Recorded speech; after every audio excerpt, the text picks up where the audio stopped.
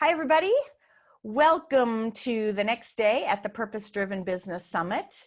For those of you that are here live, we welcome you. And for those of you listening to the recording later, welcome to you as well. I think you're going to really enjoy hearing from Teresa today with Alloy Nonprofit Consulting.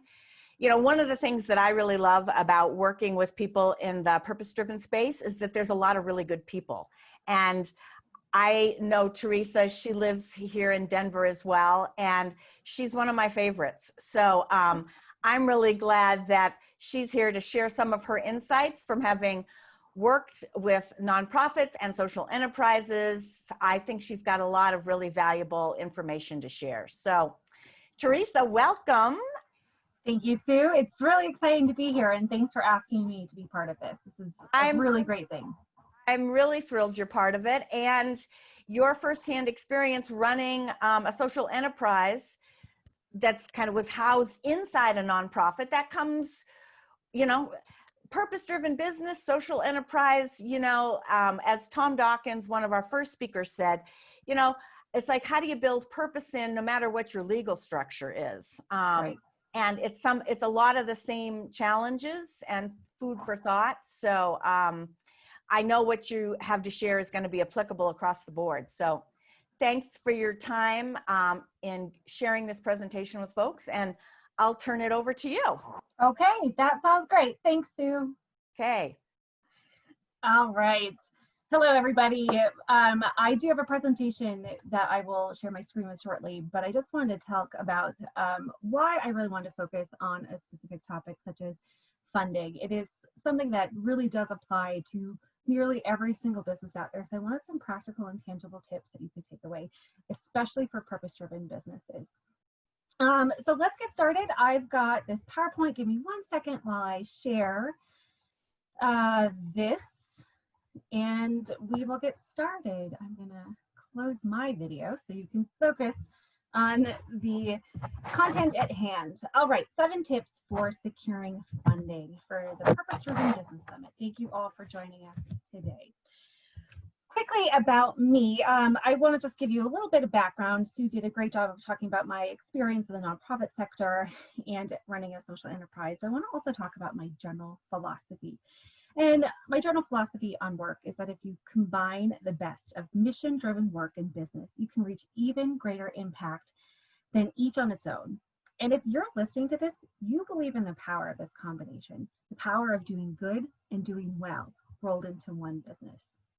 So I have about 15 years of nonprofit sector work experience, and that is in fundraising, event organization, program management, and most recently as a social entrepreneur. Now, while I was working in the nonprofit field several years ago, I noticed I was surrounded by people who were bursting with passion, people who were giving their hearts and souls to a mission. I loved being part of that. However, several years ago, I started noticing interesting things about the sector. The longer I worked in the nonprofit field, the more questions I had about why organizations I worked with were making certain decisions. Oftentimes, strategic goals were changed multiple times in short spans of time. Solutions were not considered only because of cost, not the potential impact it could bring, which could therefore help the organization with both impact and funding. So I began thinking about how skills from the business world could be used to help enhance what nonprofits were already doing. That led me to business school. Now my work is combining the best of both worlds, nonprofit values and business strategies. Most recently, I managed a social enterprise called Art Restart. I worked with women experiencing homelessness and helped them sell their art so they could earn money. The women were using their own skills to make their way in this world. It's a meaningful route for people to feel valued and feel like they're contributing to the world while making money. I learned so much from running this purpose-driven business. I've never done something that seemed so meaningful, yet was so hard and challenging, and it always kept me on my toes. I'm sure this applies to so many of you. While I was working at Art Restart, I had many opportunities to participate in entrepreneurial events and pitches, and you can read a couple of those highlights on this slide. But I'd like to get down to business. So let's talk about why funding matters. I want to focus on this because it is really such an important aspect of business. Funding applies to so many different stages of business. Maybe you have an idea and you need to start up funding to get you off the ground. Maybe you're established, but because you're investing your revenues to improve the world, that doesn't go directly back into your business to help it grow, you need a little extra to cover operational expenses. Maybe your business is growing. You need funding to scale your business to create even greater impact. And beyond the certain stages of your business, another crucial aspect of seeking funding is that you will find ambassadors. When you shake hands with a new funder, you may also be getting someone who is very excited about your idea and wants to share it too. Maybe this person will spread the word through her network or feature you on her company's e-newsletter.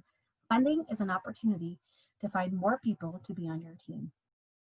This presentation today will provide tips for seeking and securing the following types of funding: grants, program-related investments, which are low-interest loans geared towards social enterprises.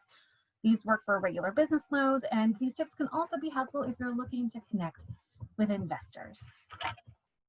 So here are the 7 tips that we're going to be talking about today. We'll spend a few minutes on each of them as we go through, and if you're watching live, I'm hoping we'll have time at the end to answer any questions that you might have, but I also encourage you to reach out to me as well. My contact information will be on the last slide of this presentation. So today we're going to focus on finding your partners, getting your team on board, sharing a compelling story, doing your business research, predicting the potential impact of funding, pitching your idea, and the improv concept of yes and.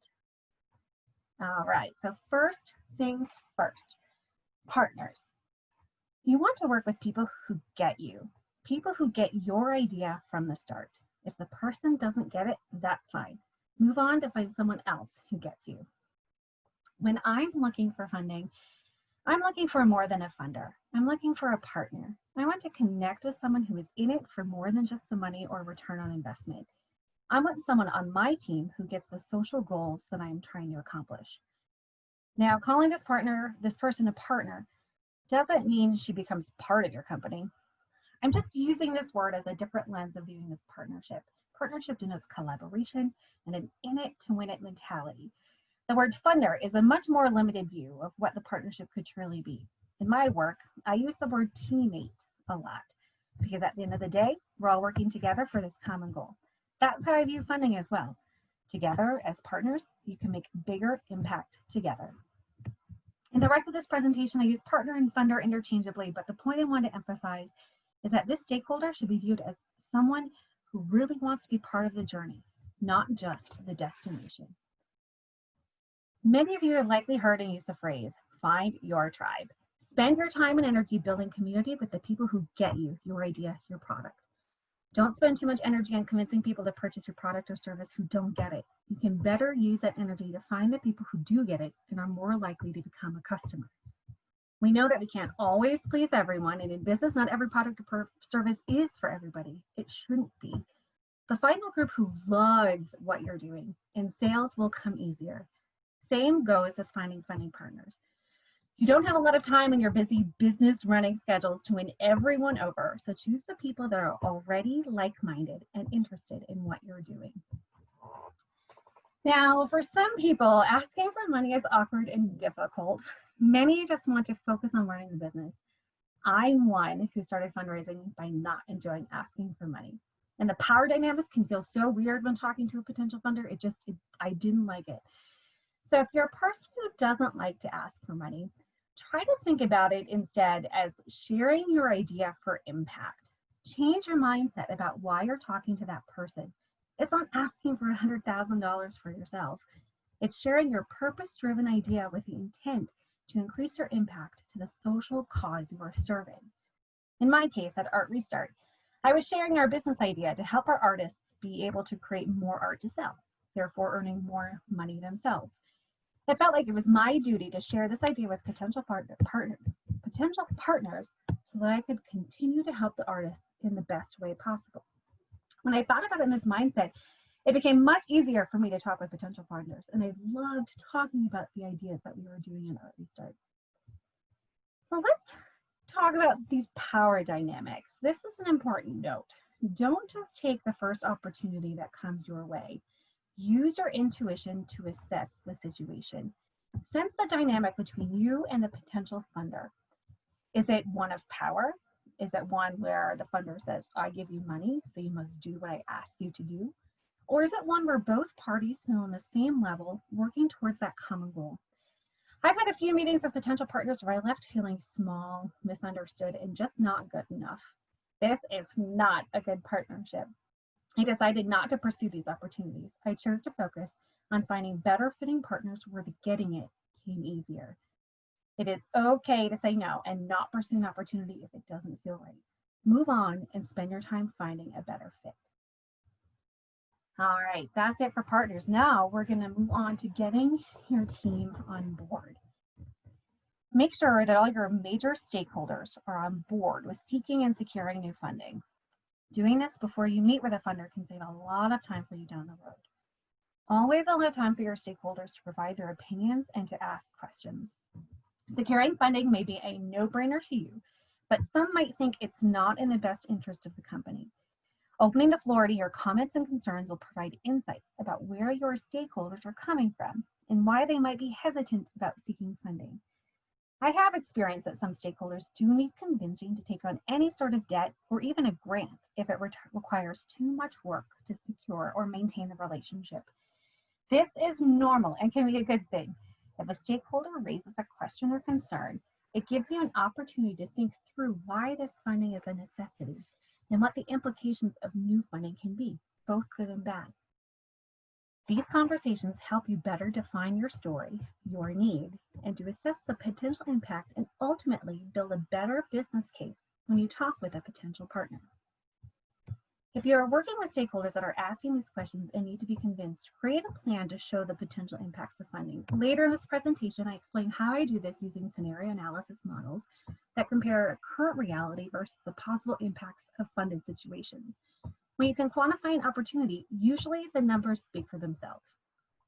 You may also want to provide a plan for accountability. Make sure that your stakeholders know you have a plan to measure success and can pivot when necessary to increase positive results.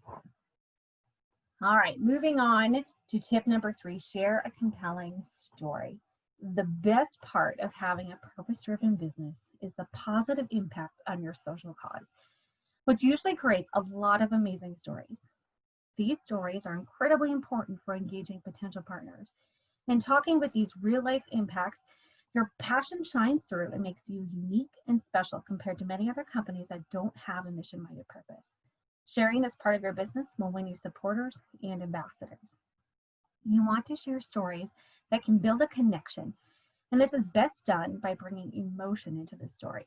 Attaching an emotion to what you're doing will help your potential partner feel closer to what you're doing. Great stories can create empathy, a better understanding of the situation, and can motivate the listener to want to act. There is a time and place for stats, but don't lead with them right away. Lead with a personal story of why your business makes a difference.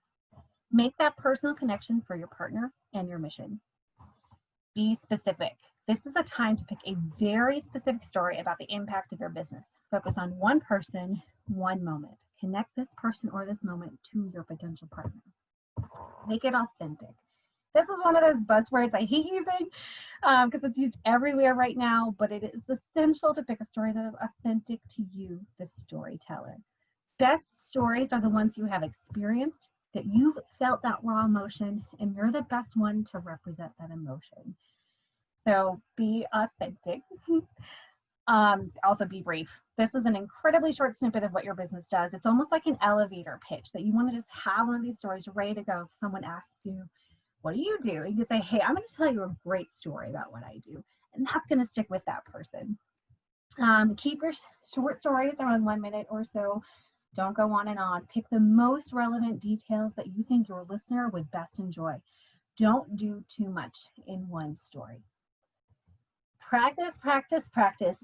Of course, make it a smooth story. Stories are best when they are sharp, engaging, and have a great message. And you can start using family members or your teammates at work to just practice, because really once you get that story down, it's really amazing to hear the emotion and feel the effect of that story. If possible, have 3 or more of these stories ready to go. You're talking to a lot of people, and it'll be essential to have a variety to choose the best one that fits your audience. Now, I'd like to share an example of one of my stories. When I worked at Art Restart, one of my favorite stories to share was about one of our artists who was receiving a check. And remember, these artists are women experiencing poverty, so anytime they received money, it was a really big deal. Our goal at Art Restart was to sell our artist product, and then we pay the artist a royalty. So my story goes like this. It was the first payday after I started working at Art Restart. One of the artists had earned over $200 in a single sale. I was beyond excited to give it to her, thinking what kind of impact this could have for her. She could buy food, pay her rent, buy new clothes. I ran up to the art studio, check in hand, found the artist, and I stuck the envelope in her hand. I couldn't wait to see how excited she'd be about receiving that much money, the tangible impact. She opened it slowly, took out the check, and took a deep breath. It was a much more subdued reaction than I was expecting. She looked at me and said, "You know, the money is nice, but what really matters is that someone thinks I'm an artist." Whoa. I end my story right there and then segue into how important Art Restart is, not just for earning money, but for building the emotional value of a person. Art Restart is about helping someone feel valued and worthy. You may be thinking, I don't have a story quite yet, or maybe you're just starting out, or you're spending a lot of time in the weeds of your business just trying to make everything work. That's okay. You've got a great opportunity ahead to find these amazing stories from your work.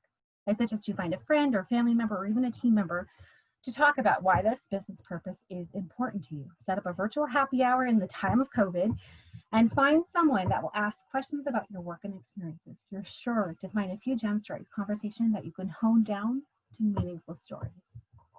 I love stories. I could just listen to stories all day. All right, now we get into some nitty gritty stuff after the fun, kind of more fluffy information. Tip number 4, do your research. You say you've got a meeting set with a potential partner, and now it's time to figure out what information you should provide to that person.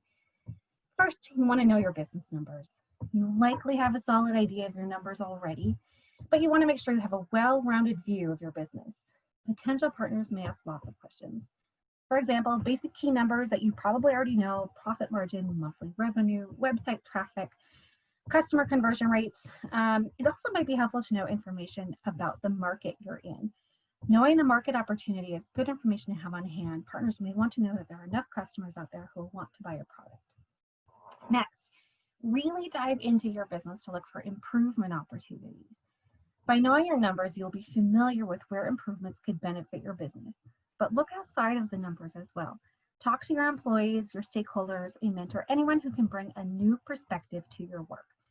Or use tools like a SWOT analysis, those things that can benefit your understanding of business.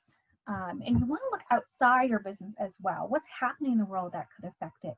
A pest analysis, which focuses on looking at external factors like political, economic, social, and technological happening in the world, can help you better understand the marketplace in which you are operating. And you want to think about all of these factors together to understand your business opportunities. Knowing your business deeply and exploring the challenges and opportunities of the world around you, you will both confirm your business areas you already know can improve with a burst of funding, but you could also find new opportunities that maybe you didn't think about before. Now you can begin to think about where you can use funding and how it can benefit your business. Brainstorming how you can put new funding to use can be exciting. You're building your business, you're growing, and you want to figure out how best to move forward, the potential you have. So take the time to be creative and have fun with this. Consider every idea that comes up. Make it a true brainstorming session where you don't say no to any idea. Next, using a scenario analysis, you can begin to understand the impact of what additional funding can do. In short, a scenario analysis creates situations showing the impact of certain actions. I'm not going to go into too much detail about this today. This in itself could be an entire workshop, but I think it's an important tool that we should all know about. And I welcome you to reach out to me if you have any questions about this, or you can always find lots of information about scenario analysis online. Essentially, though, a scenario analysis used for showing potential impact is when you create a spreadsheet of your current business activities and include different scenarios of funding that show various results of impact. You create a column for current activities and you include a measurement factor like an ROI in those activities. You can say it's your ROI in your current marketing activities. And then you add columns of scenarios with different funding amounts showing the result of the activities.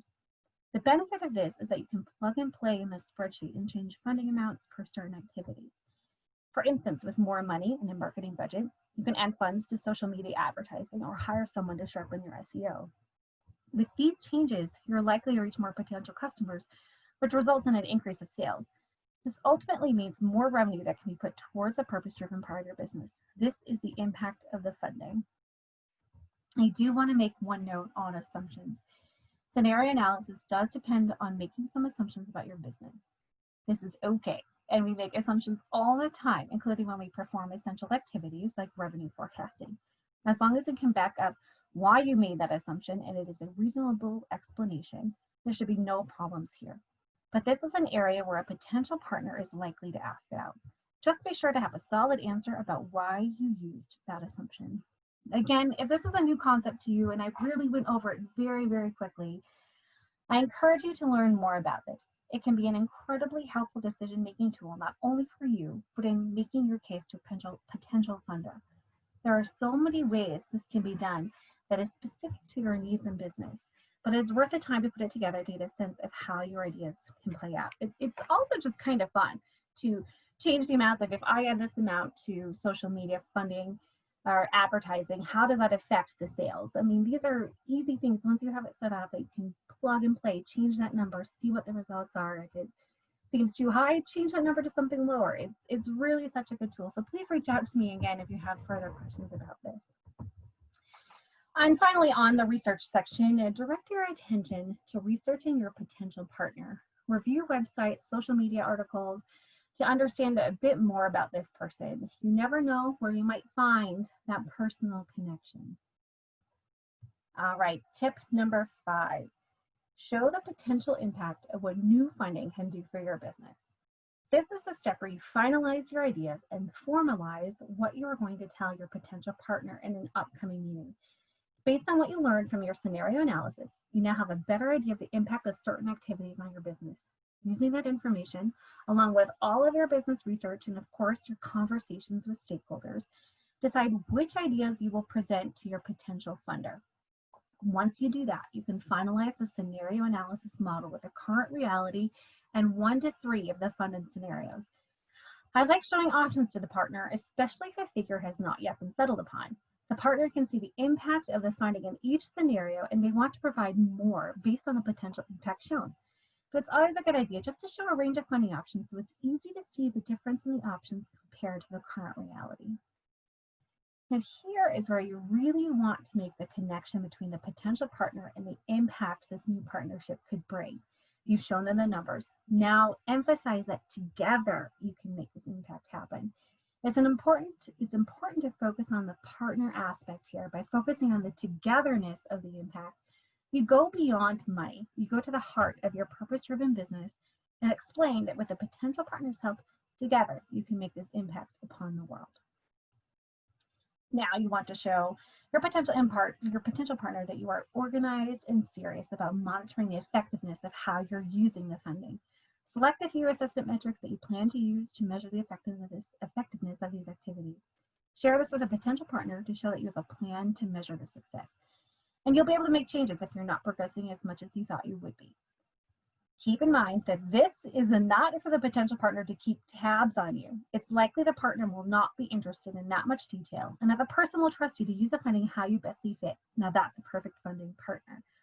But you still want to show this person that you understand the importance of tracking success. And then finally, you want to propose a plan of how you will communicate with your partner once the agreement takes place. It's typical for a check-in once a quarter to provide updates. Suggest a plan that works for you and select which information you will be communicating. You want to show the partner that you want to keep them involved in what's happening with your business. This person is interested in you and your work and will appreciate being kept in the loop. Now we're moving on to one of my favorite ones, pitching. The pitch. This is my favorite part of the process because I get to share my passion. For us participating in the summit, this is the bread and butter of what we do. And this is our opportunity to share our mission with someone new. someone who can help impact your business in a big way. First thing to remember about pitching is that funders fund people. They are looking for people who are passionate about their idea first and foremost. Yes, it's important to have all your ducks in a row, but what speaks louder than that is you and your passion. Use it. I try to think of pitches as conversations instead of presentations. When you're pitching to a potential partner, it's usually a small number of people involved in the meeting.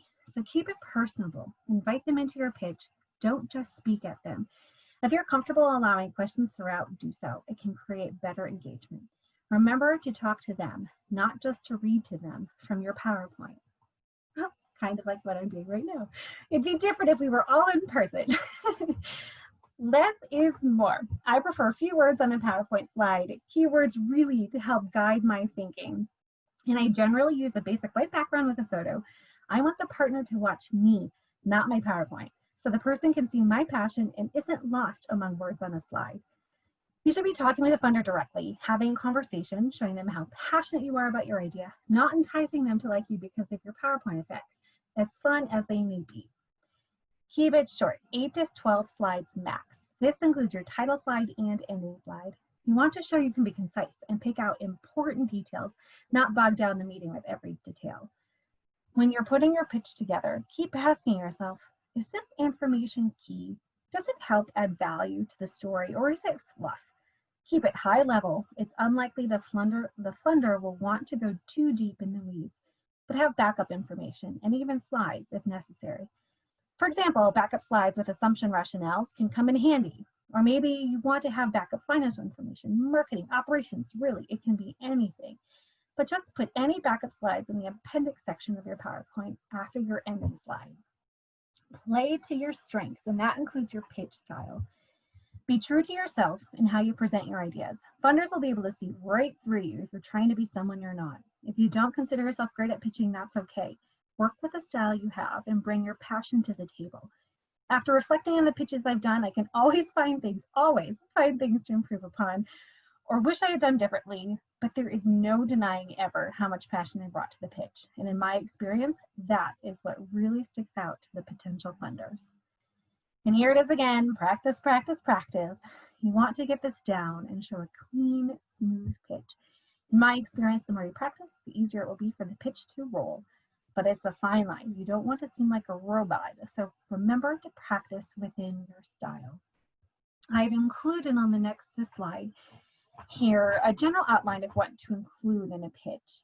These are usually the must-have slides, and extra slides can vary depending on your specific pitch. So you've got your title slide, that's your very basic title slide, and then you want to dive right into the mission of your business and to share your story. Start your presentation with your passion and the incredible work you do using one of the compelling stories to set the stage. Yes, you want to put this right away to get them thinking about it early so they can visualize how their funding can help your mission throughout the pitch. The problem. What problem are you trying to solve?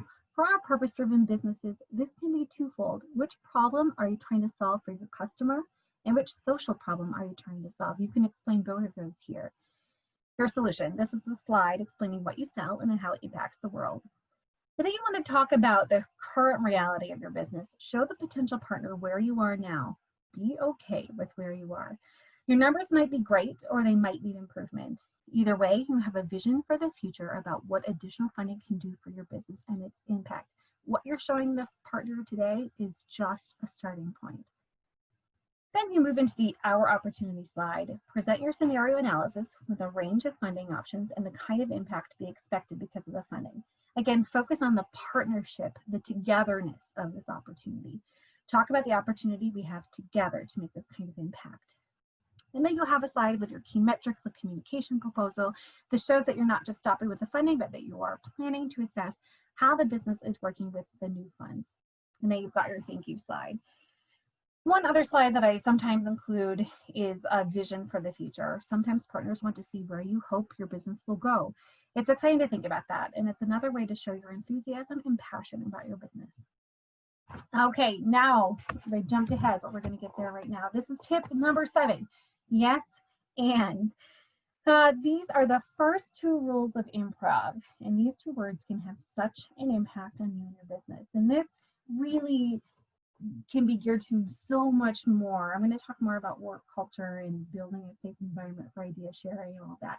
That's what Yes and is about, but it really is good for the funder. I'll get to that at the very end as well. So this is a philosophy that I've used in my professional life for some time. And this kind of thinking has opened up opportunities to me and helped me become a better problem solver. The first rule of improv is to say yes. Say yes to considering new ideas, new ways of thinking about your business, to solutions of your business challenges. By saying yes, you're giving value to each idea, value to each person giving the idea. And you never know where that idea could lead unless you consider it.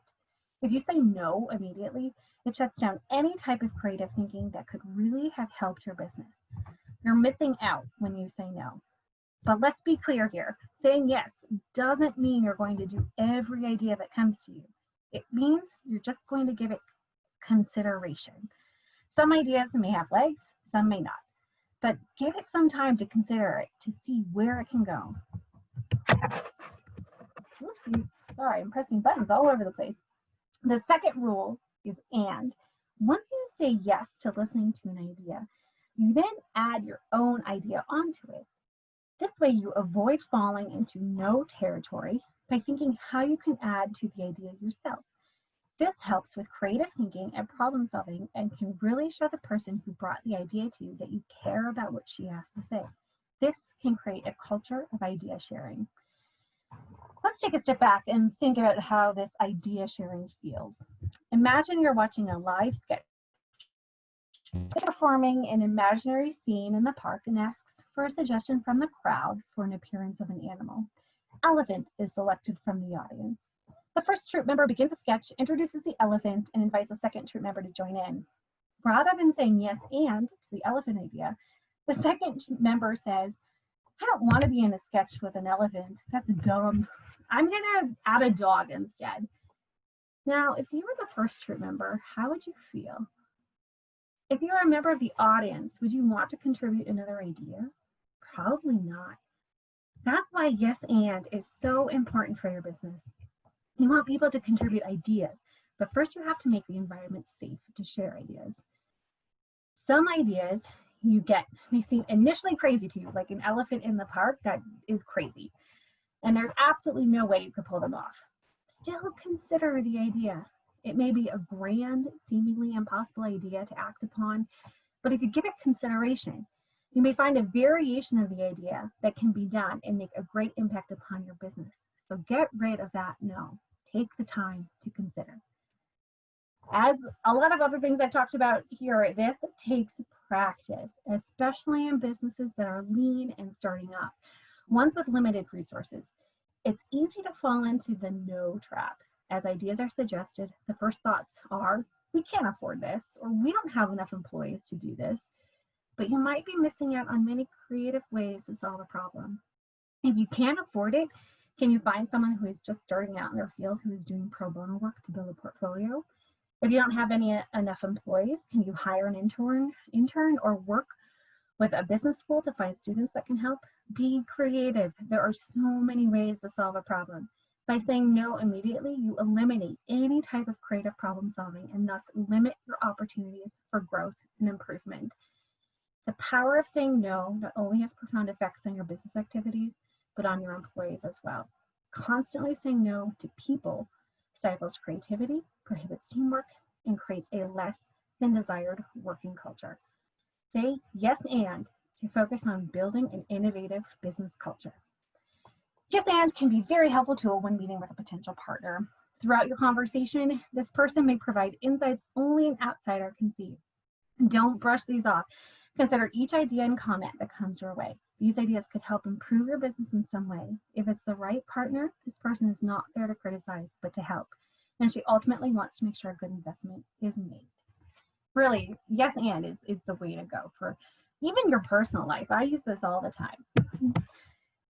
So the end result, you put in all of this work to prepare for a meeting with a potential partner.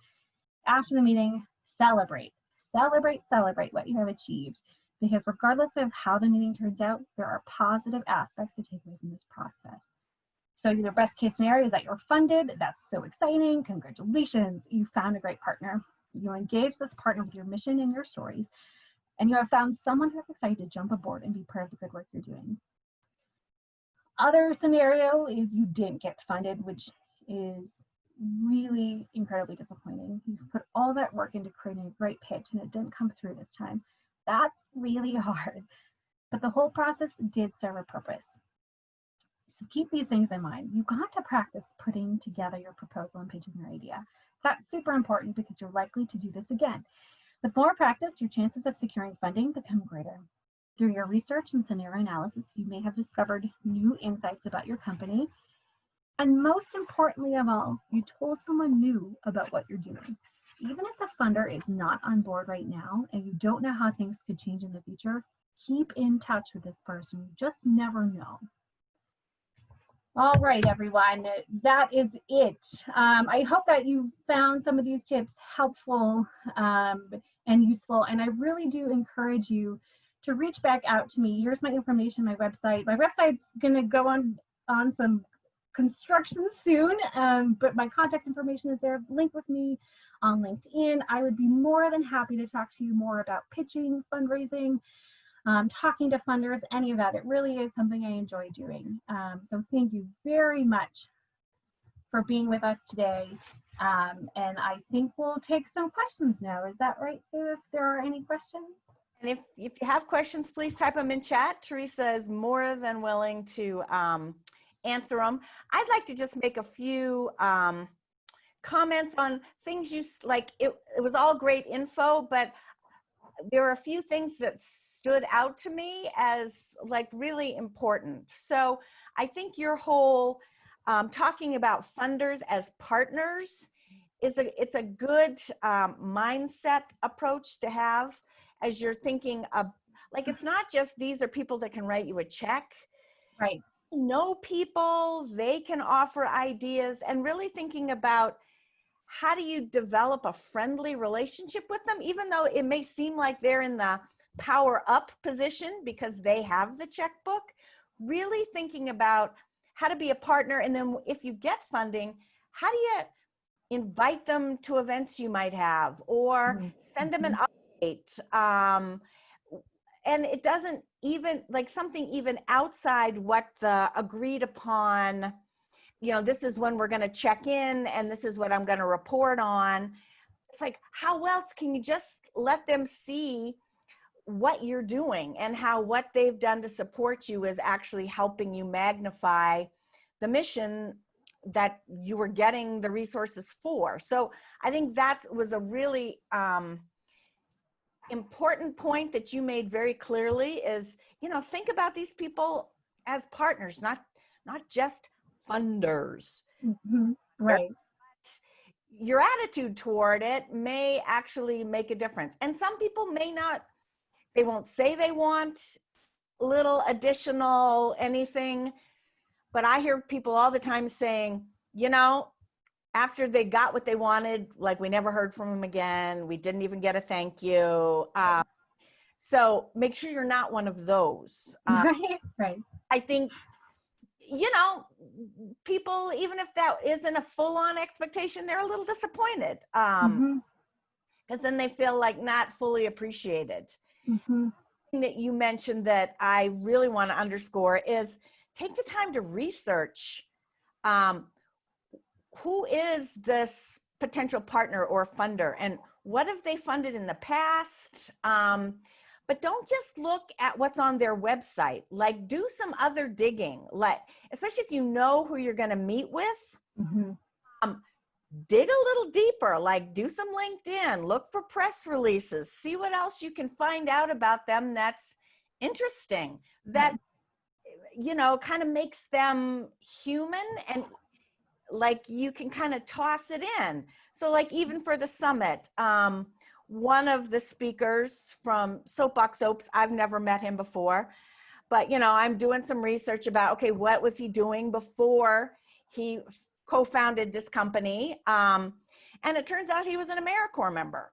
And so we were able to have out of the gate, a slightly different conversation, and it started developing a relationship, which is, you know, another point. It's all about that connection. It really is. At the end of the day, we're all humans, and what do many humans crave is another human connection.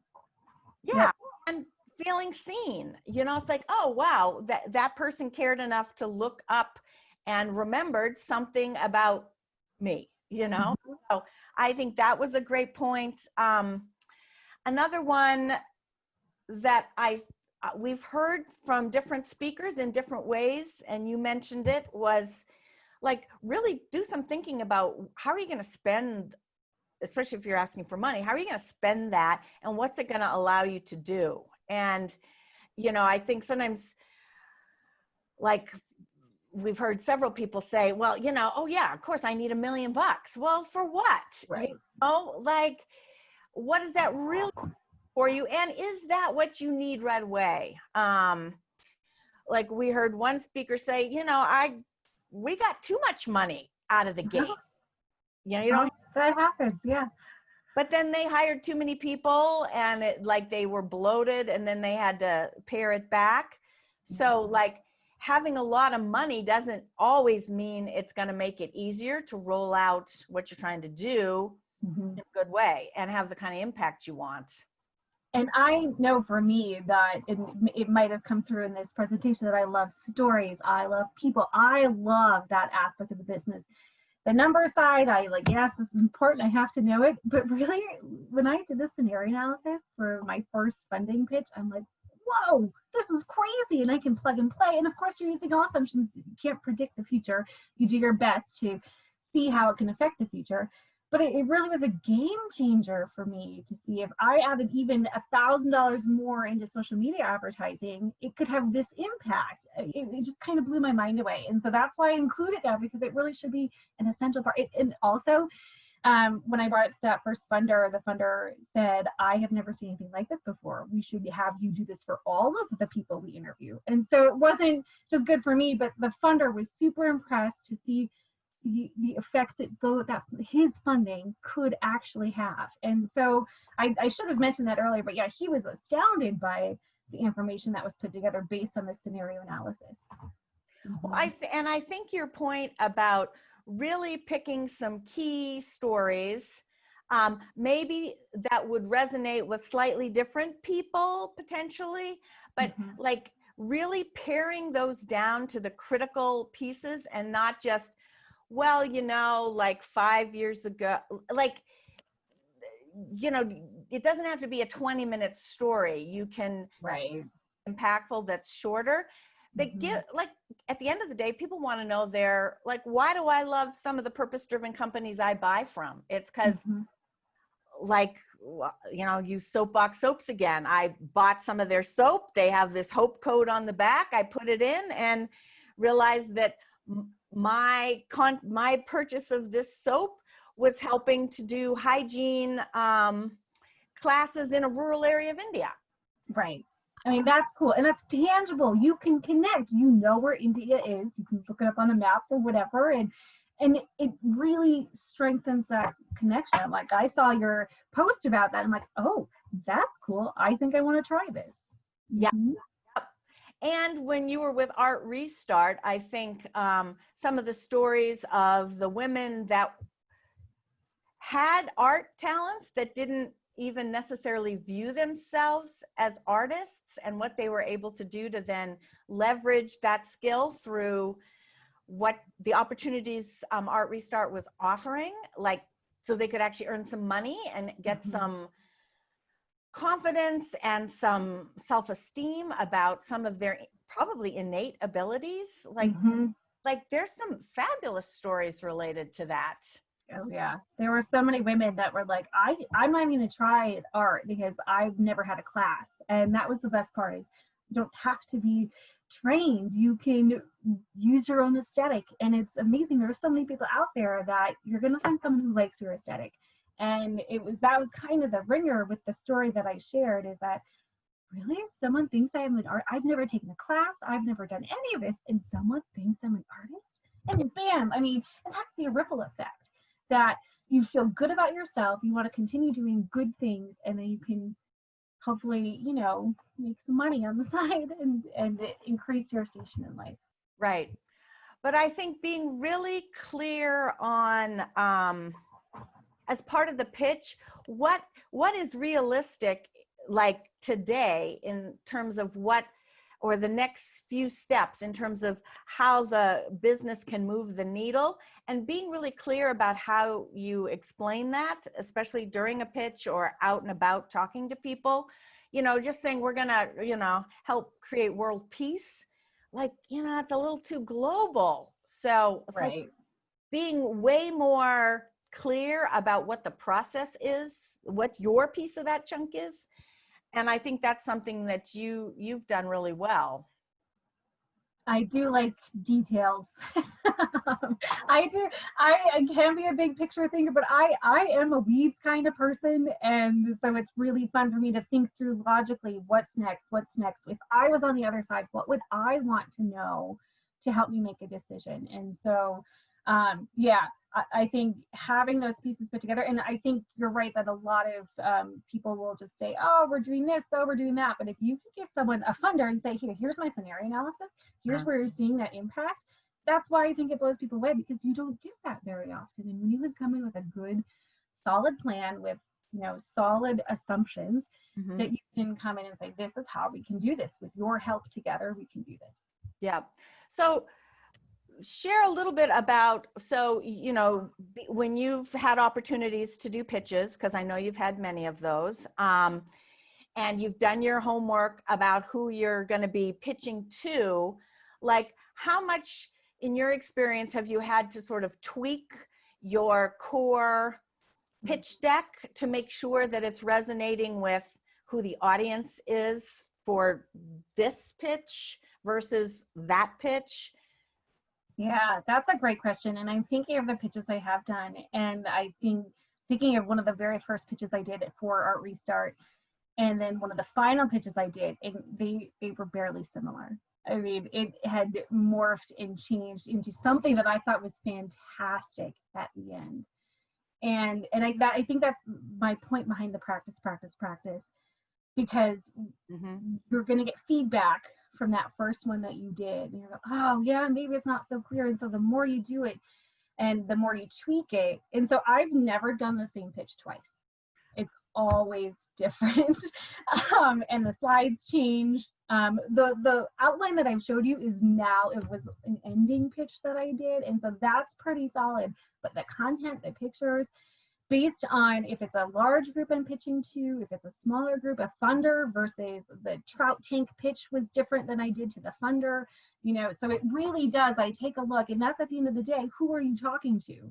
And you really want to tweak it to the exact person or group you're talking to. And then I think that's why I've been successful in this, is because I can get on that other side. Who am I? What's my background story, so that I know. But yeah, it's always changing. So really, it's not comfortable. I enjoy pitching now. In the beginning, I did not. I enjoy it now because I've done it so many times, and I found a really good system that works for me. And that's why I wanted to share it with you today. Yeah, no, I think that's really helpful. But I also think it's useful for people to think, okay, you put hours into creating this beautiful pitch, and don't think it's a static thing, No. Continuous improvement and tailoring to whoever you're pitching to, that I think you're making the point that actually really is critical. It's not just like, yay, I got it dialed in and now I'm just going to roll it out everywhere. It's like, right. No, badly, it's going to take more than that, Right. Yep, for sure. You hit the nail on the head right there.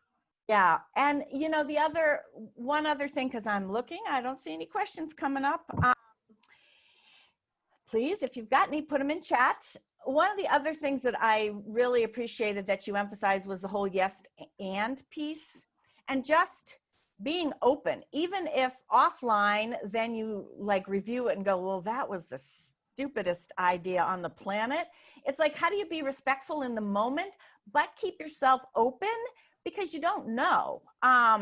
Right. That's really good there. And I'm going to touch on that a little bit, is that in my head, I hear an idea and I instantly have a judgment about it. You know, everybody does. Judging is a part of human nature. Mhm. I instantly have a judgment, and that's the key part. And is, what do you do? How do you treat that person? If you're like, no way, but keep listening. Maybe that person has already thought of, yeah, you might be thinking this is crazy, but listen. And so, right. And that's the hard part of like getting beyond that initial judgment. And that's where it takes a lot of practice. I took actually an improv class in business school, and that's where this all started. It's like, wow, this is pretty incredible. And one of my assignments that first, it was like a Tuesday night, it was like just a week-long, really intense class. And our assignment one of the first nights was to go home and like be open. And my husband was picking me up from school that day, and before I left for school that morning, we had decided on where we're going to go pick up dinner on our way home. And so I was like, great, you know, school's done, I'm going to get to have dinner. Greg picks me up, he's like, hey, I think we should try someplace new. And I was like, no, we can't, we already said we would do something. And I was like, wait, okay, let me be open. And so like, it's really hard in that moment to like take a step back, but I've gotten so much better about it now. I'm just saying, and I really in my head say yes and. If someone gives me a crazy idea, I'm like, okay, yes and. So I really trained myself to the first judgment piece is now yes and. Yeah, Mhm. that's really, really good advice. Especially, you know, you spend so many hours hatching an idea and coming up with the plans and get so proud of it. But then sometimes, you know, that it's hard to be like, whoa, what do you mean? Maybe I should have thought about this or that, or why should I have to tweak my masterpiece, my baby, Right. you know? If you go further into improv for business, I think it's step 3 is rule number 3 is feedback and get rid of your ego. And that the best sketch improv troops are the people that sit down right after a sketch and say what went well, what didn't go well. And you forget about ego, you forget about what you worked on. You really are only thinking about that improvement. And I think people who have purpose-driven businesses and started it because they love an idea or they have a passion, it's really hard to hear, oh, that's not going to work, or oh, that's good luck with that one. But you have to get rid of it, because you will just stay stagnant if you hold on to that proudness, to that ego. You've got to get rid of it if you want to get bigger and see things grow and do more impact. Well, and I think one of the things that we've heard from speakers last week is, you know, it's a balancing act, because sometimes it's like, no, you get a lot of guidance from traditional businesses who maybe don't understand the having purpose woven into the core part of the DNA. And so they're giving guidance, some of which may be really relevant and some of which may, like, if you took it, takes you off the path. So like, but how to still stay open and Right. and then make an informed choice. Okay, I heard that, but I'm choosing not to do it, versus, okay, now we have to pivot. And maybe that is a good idea that we hadn't thought of, or we thought of and discounted, but maybe we should revisit it. I touched on the concept of intuition just briefly, and that was mainly with funding partners, but really I use intuition. When I hire people, I have a matrix where I score them based on mission fit and skill fit, but I also have a whole line for intuition. What are my feelings about this? And so at the end of the day, when you're doing your research, you're getting this feedback, it still is your decision, but how do you feel? How do you think that's going to go? I think part of a purpose-driven mission, purpose-driven business, is to really focus on the intent, the intuition. Okay, people are giving this information. It is disagreeing with what I think wholeheartedly. Well, you've considered the idea, right? You've taken it to see how far it can go. And you know what? You've tried. And that's great. You move on after you've tried, and it's just not going to work, because at the end of the day, you still know what's best for your business. Yeah. And I think whether you embrace the idea that was shared or you decide it's not going to work, being gracious about where the idea came from with whoever gave it to you. Like, there's no lose there, you know? I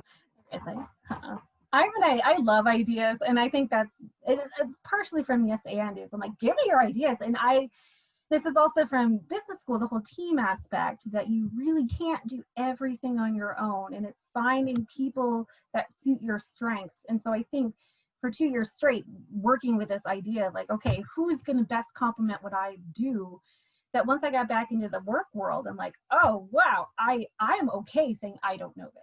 Who can I get that can help me with this? And you know what?